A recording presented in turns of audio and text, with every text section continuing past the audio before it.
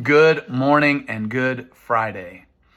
I want to thank you for coming to the Passover Seder last night and want to help you celebrate Good Friday with a little truth that I don't think you might have picked it up last night, but I don't know if you did or not. I was reading John 19, which talks about Jesus being sentenced to be crucified on Good Friday.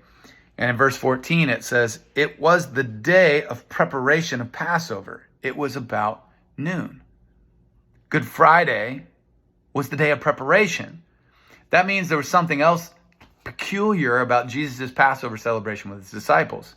It was an entire day early. We know that and I guess the question is why?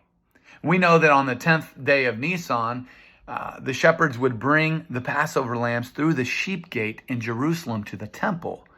These lambs come from, are you ready for it? Bethlehem.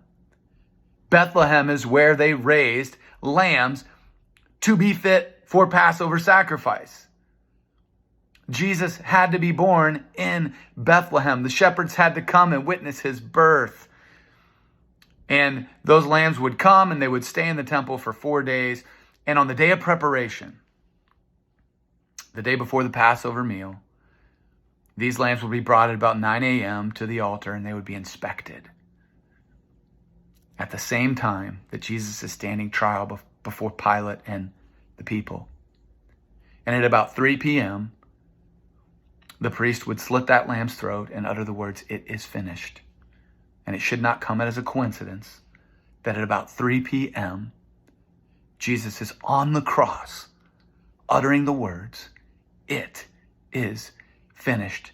Jesus had to celebrate Passover early with his disciples because on Passover, during preparation, before Passover, he had an assignment.